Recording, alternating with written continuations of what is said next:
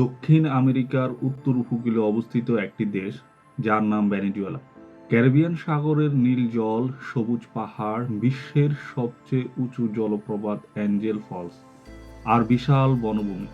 প্রাকৃতিক সৌন্দর্যে ভেনেজুয়েলা সত্যিই অনন্য। একদিকে অপার প্রাকৃতিক সৌন্দর্য, অন্যদিকে বিশ্বের সবচেয়ে বড় তেল সম্পদের দেশ।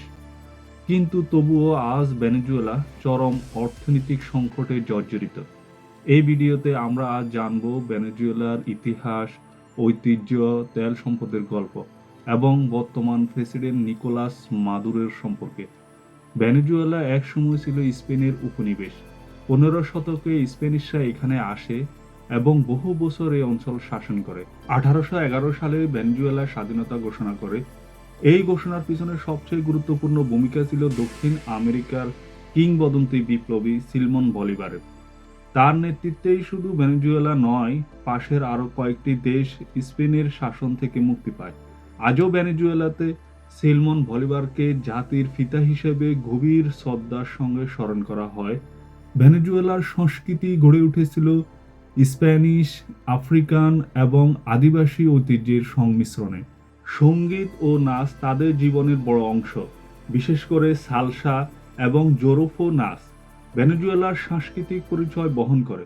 খাবারের দিক থেকেও দেশটি আলাদা। ভুট্টা দিয়ে তৈরি আরেফা এবং ফ্যাবিলিয়নো ক্রিওলিও এখানকার জনপ্রিয় খাবার।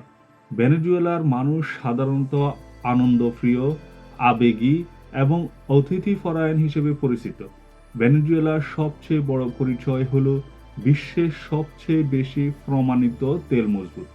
তেলের কারণে এক সময় ভেনেজুয়েলা ছিল ল্যাটিন আমেরিকার অন্যতম ধনী দেশ। মানুষের জীবনযাত্রা ছিল সচ্ছল, শিক্ষা ও স্বাস্থ্যসেবা ছিল সহজলভ্য। কিন্তু সমস্যা শুরু হয় তখনই, যখন দেশের পুরো অর্থনীতি শুধু তেলের উপরেই নির্ভরশীল ছিল। আন্তর্জাতিক বাজারে তেলের দাম কমে যায়, দুর্নীতি বাড়তে থাকে এবং বিদেশি নিষেধাজ্ঞা আরোপ হয়। এর ফলে হিসেবে দেখা যায় ভয়াবহ মুদ্রাস্ফীতি, খাদ্য ও ওষুধ সংকট, চাকরির অভাব, আর লাখ লাখ মানুষ দেশ ছেড়ে চলে যেতে বাধ্য হয়। বর্তমান প্রেসিডেন্ট নিকোলাস মাদুরো ক্ষমতায় আসেন 2013 সালে। তিনি ছিলেন আগের প্রেসিডেন্ট হুগো চাভেজের ঘনিষ্ঠ সহযোগী এবং তার রাজনৈতিক উত্তরসূরি।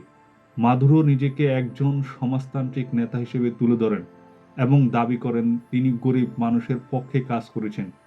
অর্থনৈতিক সংকট আরও বেড়েছে, বিরোধী দল দমন হয়েছে এবং নির্বাচন নিয়ে আন্তর্জাতিক মহলে বিতর্ক তৈরি হয়েছে। অনেক দেশ তাকে ভেনেজুয়েলার বৈধ প্রেসিডেন্ট হিসেবে মানে না। আবার তার সমর্থকদের মধ্যে তিনি পশ্চিমা চাপের বিরুদ্ধে দেশকে রক্ষা করেছেন। আজকের ভেনেজুয়েলা একটি বৈপরীত্য ভরা দেশ। একদিকে অটেল তেল সম্পদ, অসাধারণ প্রাকৃতিক সৌন্দর্য ও সমৃদ্ধ সংস্কৃতি, অন্যদিকে অর্থনৈতিক দুরবস্থা, রাজনৈতিক স্থবিরতা আর সাধারণ মানুষের সীমাহীন কষ্ট। ভেনেজুয়েলা আমাদের শেখায় শুধু সম্পদ থাকলেই কোনো দেশ সমৃদ্ধ হয় না, সঠিক নেতৃত্ব, সুশাসন এবং দূরদর্শী পরিকল্পনাও সমানভাবে প্রয়োজন। ভেনেজুয়েলা একটি সম্ভাবনার দেশ, যার গল্পে আছে গৌরব, সংগ্রাম আর ভবিষ্যতের অনিশ্চয়তা। আপনি কি মনে করেন ভেনেজুয়েলা কি আবার ঘুরে দাঁড়াতে পারবে? মতামত কমেন্টে জানান। ভিডিওটি ভালো লাগলে লাইক দিন, আর ইতিহাস ভিত্তিক ভিডিও পেতে চ্যানেলটি সাবস্ক্রাইব করে সাথে থাকুন।